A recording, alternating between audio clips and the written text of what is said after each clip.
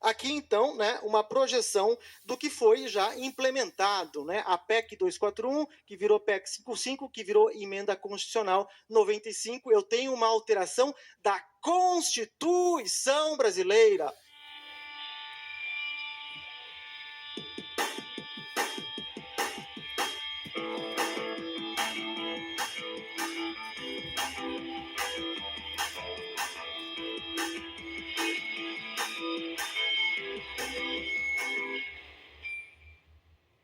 O curso Golpe de 16, ele teve origem do Instituto de Filosofia e Ciências Humanas da nossa universidade, que entendeu a necessidade de discutir os acontecimentos recentes da história do Brasil.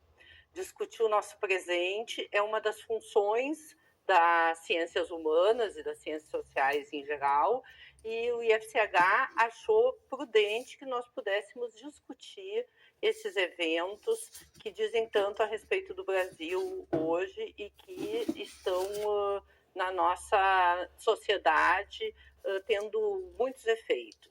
É um curso que ele não é um curso hermético no sentido de estritamente acadêmico, né? Ele é um curso que ele visa realmente atingir um público mais amplo, com uma linguagem também que permite isso, permite essa relação, né? E com isso a gente justamente quer qualificar o debate, né? Quer dizer, não se trata aqui de trazer respostas acabadas para as coisas, né? Mas trazer questões. Acho que a importância desse curso é pensar um pouco o Brasil, né? Pensar um pouco a sociedade, né? Refletir sobre para onde nós estamos indo, quem nós somos, né? E o que está acontecendo atualmente hoje no Brasil. É importante que isso aconteça no âmbito de uma universidade pública, né? Ou seja, se contrapondo a discursos mais hegemônicos que tentam, né, colocar uma visão mais padronizada, né, sobre essas mudanças históricas que nós estamos vivendo hoje no Brasil. Em Nova York, durante o congresso da Associação dos Estudos Latino-Americanos, que celebrava 50 anos da organização, o Comitê Executivo aprovou uma moção repudiando o processo de impeachment de Dilma Rousseff, que depois foi ratificada pelo 87% dos membros em uma consulta dos sócios da associação. O mal-estar era tanto votar o impeachment contra Dilma, que Renan Calheiros, que era o presidente do Senado, junto com o Lewandowski, fizeram uma jabuticaba. Ou seja, a presidenta era empichada, mas não perdia seus direitos políticos. Isso não existe na Constituição, é anticonstitucional. Com isso, o resultado foram reflexões a respeito do nosso presente, com base no passado e com um olhar para o futuro, para, afinal, o que a gente espera do nosso país. Nós refletimos durante todas essas aulas, vocês vão assistir, reflexões sobre a democracia brasileira e latino-americana como um todo, assistir reflexões sobre as dificuldades que o Brasil tem de manter a sua estabilidade política, aulas sobre questões de cultura, ciência, mídia, educação, trabalho, meio ambiente, sempre com foco no que está acontecendo no presente, algumas reflexões também sobre a polarização que existe no Brasil entre o nacionalismo e o neoliberalismo, além de também debates sobre o Brasil no mundo, o papel do Brasil no mundo e qual o contexto mundial que permitiu esses nossos últimos acontecimentos. Denúncia por crime de responsabilidade como alternativa a presidente Dilma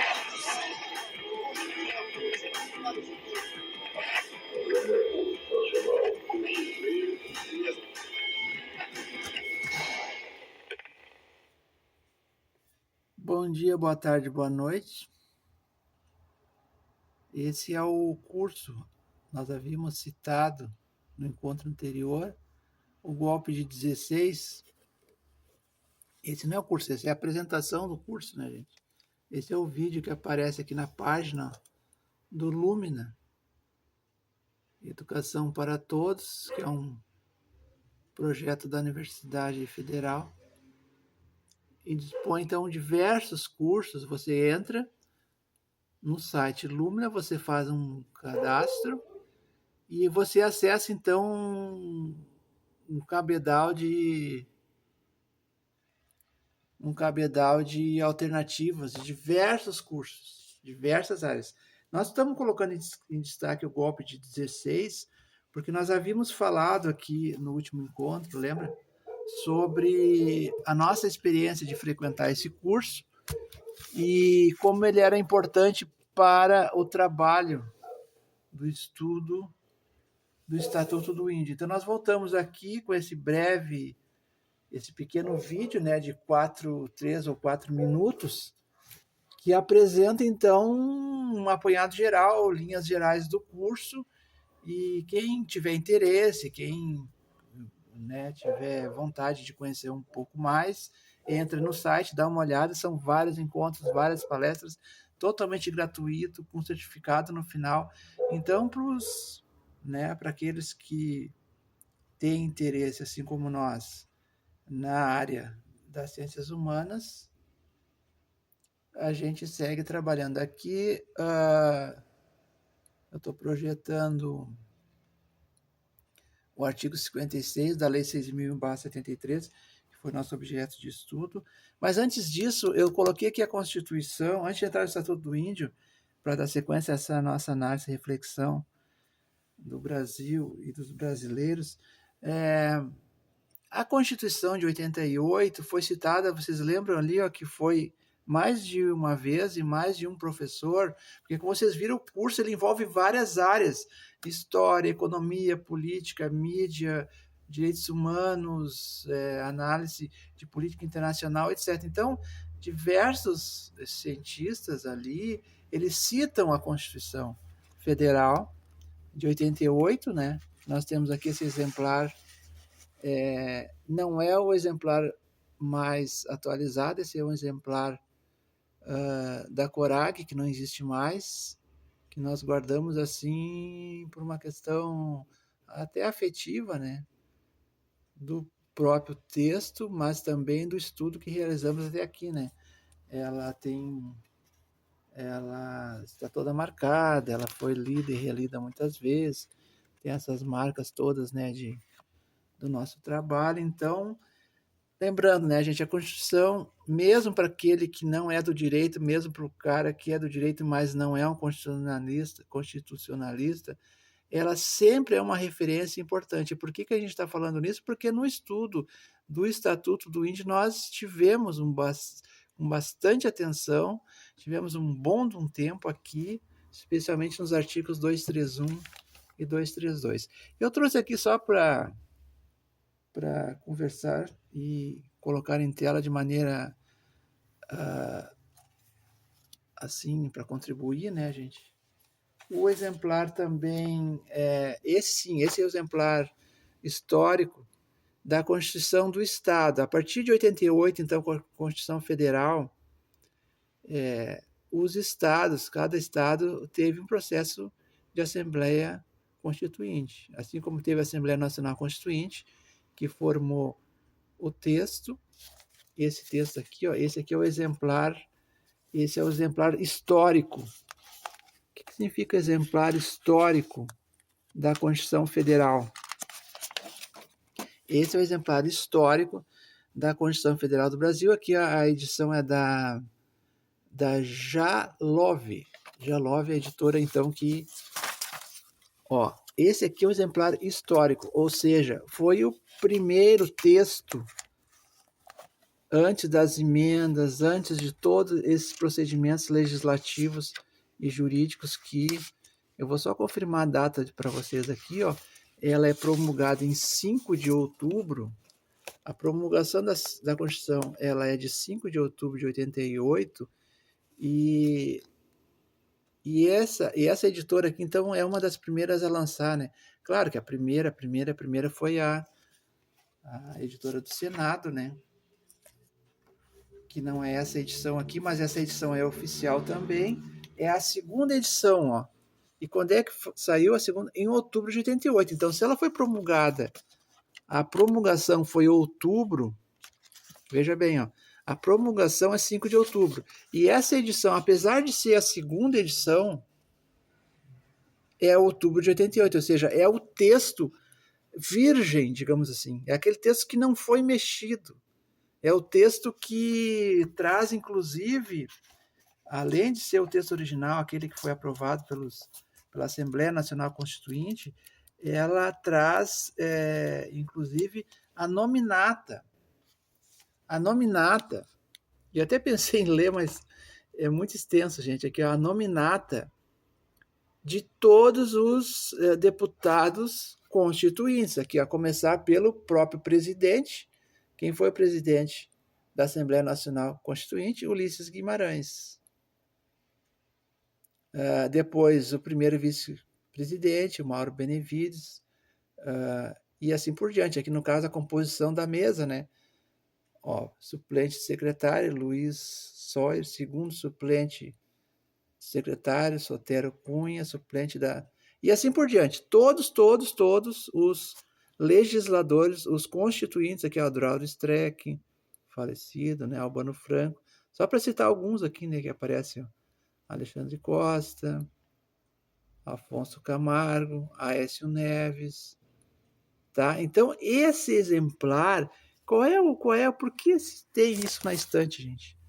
Ele tem qual é o mérito disso, de estar na estante? É operacional? Não. Porque se eu vou trabalhar com a Constituição, hoje eu preciso de ter o texto atualizado, o texto que está no site do governo, do parlamento. Então, esse o exemplar histórico é justamente para aquele cientista, para aquele pessoa que tem ou apreço ou uma necessidade de buscar o texto original. Hoje você tem um texto cheio de emendas, cheio de modificações, não é? Então, esse aqui, ó, é o mais, na questão impressa papel, ó, esse aqui é o mais próximo que nós temos, base física papel, que nós temos, que guardamos também é histórico porque já faz muitos anos que saiu. Agora, se você quer o texto atualizado da Constituição, então você vai no site e busca a versão atualizada online, né, num PDF, ou então você entra em contato com a gráfica do Senado e compra com preços acessíveis, né? Eles não cobram a entrega e você tem acesso. No Estado, a mesma coisa.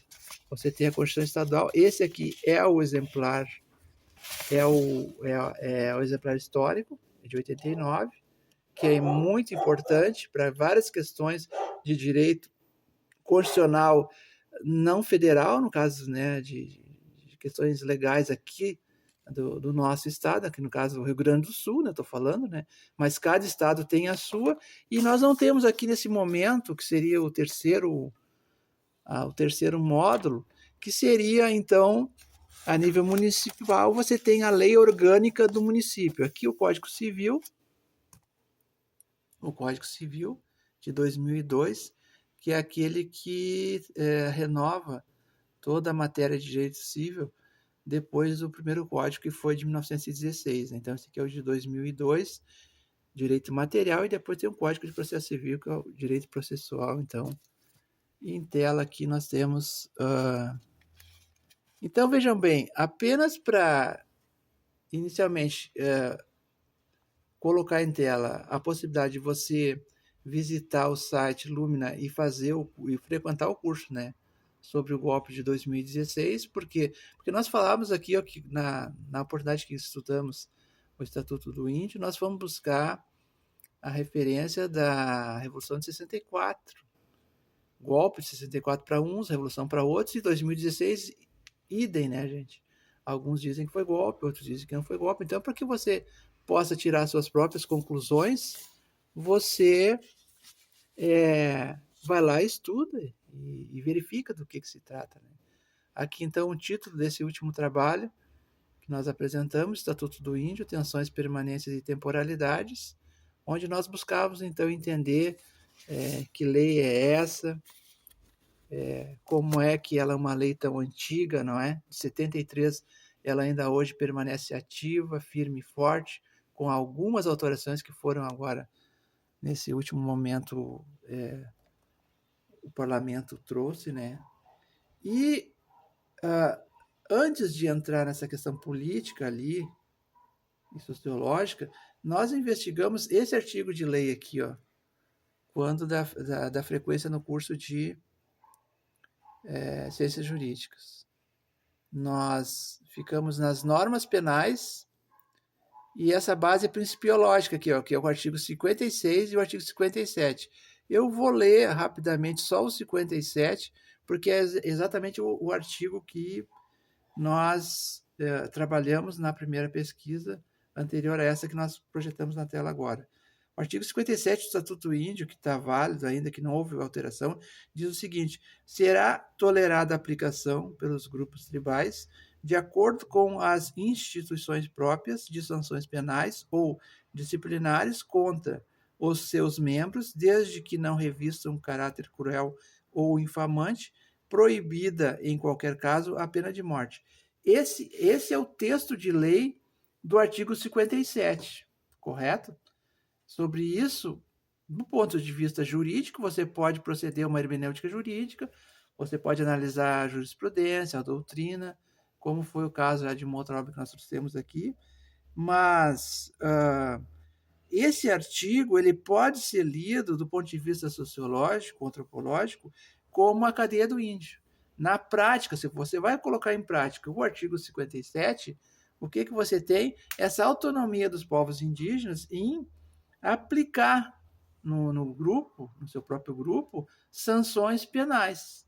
Então, a gente, desde o primeiro momento, quando verificou dessa possibilidade e dessa questão tão especial dentro do direito, nós passamos a investigar, estudar.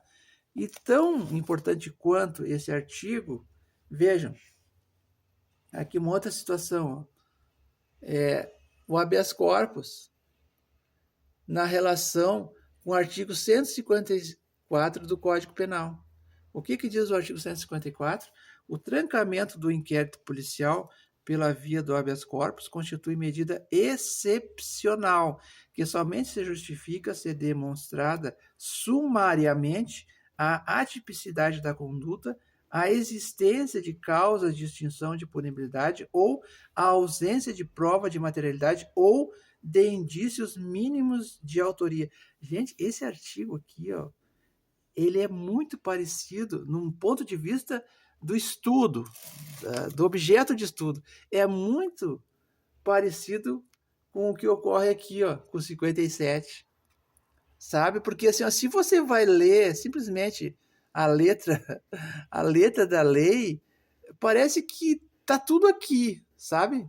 Parece que o artigo é isso e não tem o que mudar, não tem o que discutir, põe em prática a lei, mas não é. Não é. Por que não é? Aqui no 57, e por que não é aqui no 154 do Código Penal? Porque, vejam bem, os códigos, eles têm os tipos penais. O código, ele tem uma previsão legal, mas você tem, quando você coloca isso na prática, no dia a dia, no cotidiano, dentro da máquina judiciária, ninguém fica lendo letra de lei ipsis lipsis. Tá entendendo? Você tem aqui, no caso do habeas corpus, a cultura jurídica do Brasil. E mais do que isso, como o professor Lima, agora recentemente falecido, trabalha na sua obra, você tem a ética policial.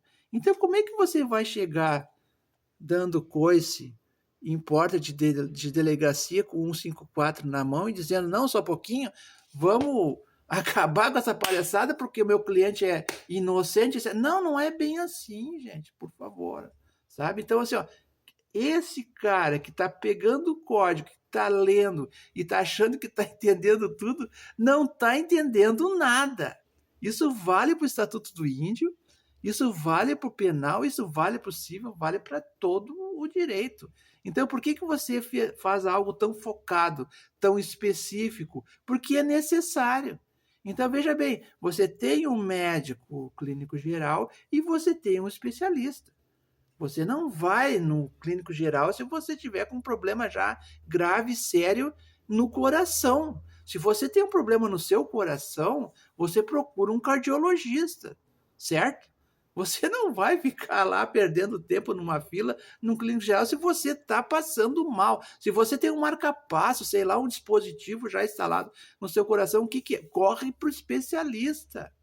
Tá entendendo? Então aqui, ó, se você não tem um entendimento da matéria, do penal, e você sabe que você faz jus a um habeas corpus, nesse caso aqui, com base no 154, você vai pegar o civilista para trabalhar na sua defesa, você vai pegar um tributarista, você vai pegar um especialista da matéria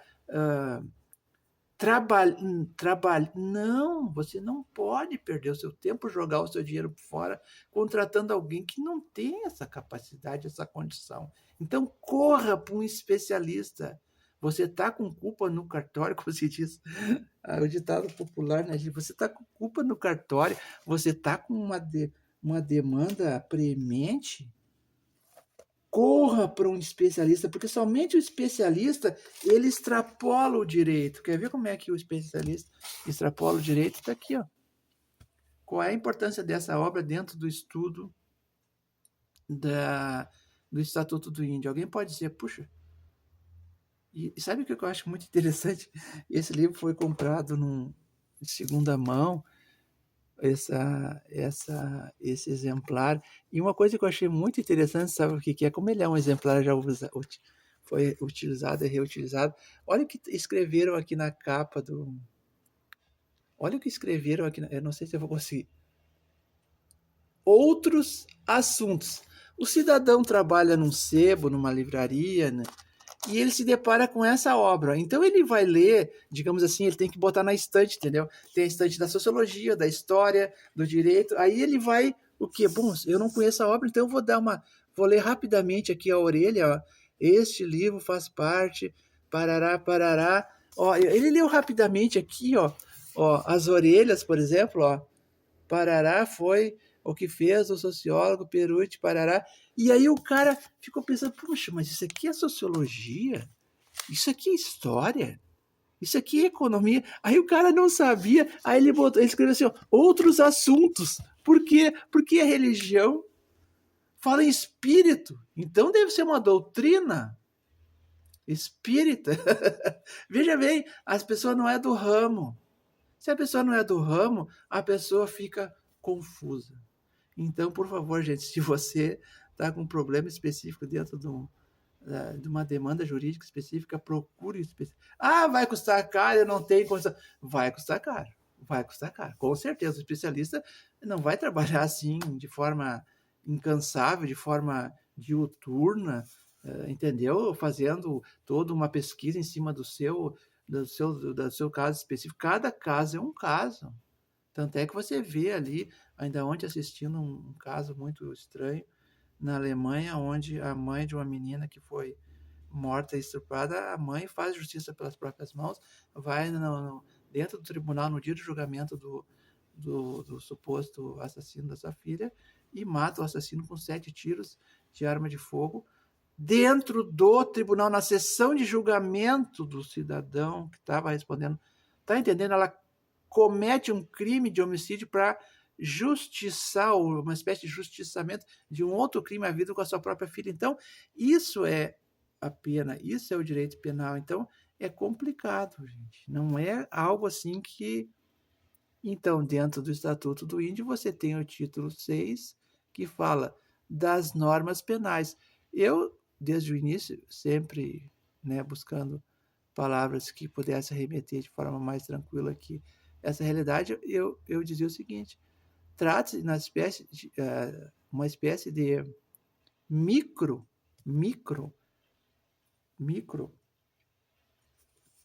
Código Penal dentro do Estatuto do Índio. Vejam bem, como é que você vai afirmar isso se você está chegando agora aqui, né? Falei, um micro código penal, porque você tem um código penal que é o geral, que é aquilo que trata de toda a sociedade, tem os crimes, né, que todos nós, qualquer um de nós, estão passíveis de cometê-los, e você tem algo muito específico, que é uma comunidade indígena, que são os indígenas, que também eventualmente cometem delitos, e aí tem essa previsão legal, então, do 57.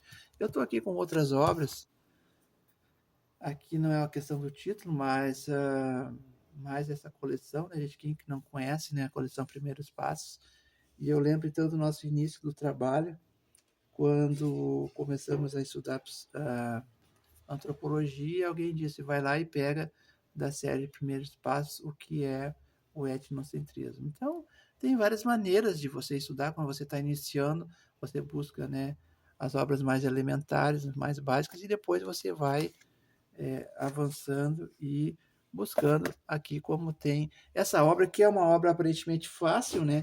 Porque ele é uma obra, são apenas 2 capítulos, não é? Então parece ser uma obra tranquila de ler, mas nem tanto, né, gente? Olha só, confissão religiosa e estratificação social. Vejam bem, isso é sociologia da religião? Isso é antropologia da religião? Isso é ciência política? O que é isso? O que é isso? Então, não é só o livreiro lá que teve, aqui, ó, parte 1, o problema hipótese, ó, conteúdo, confissão religiosa e estratificação social, o espírito do capitalismo, espírito entre aspas, né? E 3, o conceito de vocação e Lutero, o objeto da pesquisa. Lembra que eu falei aqui outro dia? Comentei, inclusive, do filme, né, do Lutero, que nós tivemos a oportunidade de assistir, lembra? Então, é isso. É uma obra que é importante e que alguns têm, tão importante que alguns têm dificuldade até de classificá-la, de colocar na estante. Onde é que você vai colocar? Você vai... Fala espírito, então, se fala espírito, eu vou botar na prateleira ou na estante da teologia? Não. Se fala, então, capitalismo, deve ser economia, né? Então, eu vou botar... Não. Mas fala na ética protestante, a ética, pode ser filosofia, né? Tá, então, eu vou botar... Tá entendendo como que as coisas parecem simples, mas não são? Max Weber. Dominação é um dos, como falam alguns, né, os 3 bastiões, os 3 pensadores fundamentais das sociais, que é o Weber, o Marx e o Durkheim. Então, esses 3 são básicos, quem frequentou sabe, quem não frequentou tem a oportunidade de frequentar. Então, vai estudar esses 3 grandes pensadores que estruturam todo o pensamento contemporâneo E aqui um outro, falar em contemporâneo, né?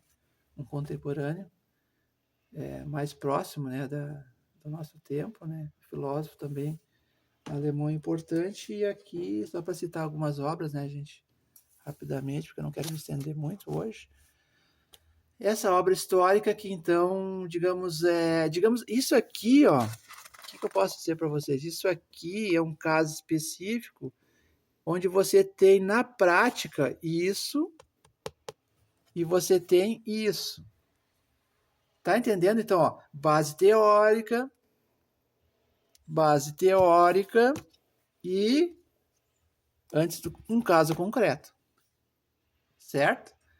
É isso, é assim que se trabalha. Não dá para ficar inventando muita coisa longe do alvo. Você tem um alvo, aqui no caso era o Estatuto do Índio, você tem um alvo e você tem uma metodologia e uma necessidade de buscar, uma metodologia de construção do conhecimento, né, da pesquisa, e você tem uma base teórica de referência.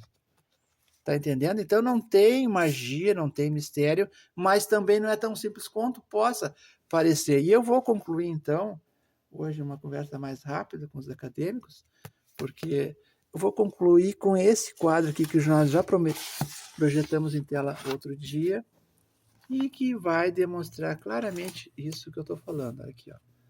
Você tem um quadro aqui, ó, abordagens teórico-metodológicas geral de toda a história do pensamento científico, começando com Comte, Augusto Comte, que propunha, então, o método positivista, né? Que dele vai, então, surgir uma proposta muito parecida, que é o método positivista funcionalista, com Durkheim. E ontem eu assisti uma palestra, na verdade não é palestra, uma entrevista, né, de um especialista, onde ele falava assim, especialista da área das sociais, né, ele dizia assim, os antropólogos pegaram para si o Durkheim e não largaram mais, coisa assim, ele brincava, né? O Durkheim os caras da antropologia pegaram e não... E aí você tem as outras possibilidades, o método funcionalista, você tem lá o Malinowski, você tem Parsons, você tem Marx e Engels aqui, ó. Aqui, ó. Você tem o método, então, histórico dialético, né? Com Marx. Você tem o Weber, tá aqui o Weber, o método compreensivo. Então, esse aqui é o quadro geral de todas as possibilidades para quem trabalha estruturalismo. Aqui, ó. Onde é que está? Aqui, ó. Lévi-Strauss, Foucault, Lacan, etc. Tá? Então, esse aqui é o quadro geral, onde fica, assim, fácil de localizar cada pensador e a sua escola e a maneira de trabalhar, entende? Então, isso aqui também é muito importante, porque aí você não fica, assim, confusa, as coisas ficam mais claras do ponto de vista didático, né? Esse quadro ajuda muito aqueles que estão iniciando. Quem não está iniciando, né, já sabe isso de cor e salteado, então não tem nenhuma necessidade. Nós vamos voltar aqui ao 57 em algum momento, demonstrando, né, como é que essa pesquisa da cadeia do índio ocorreu e como é que ela ocorre nos dois,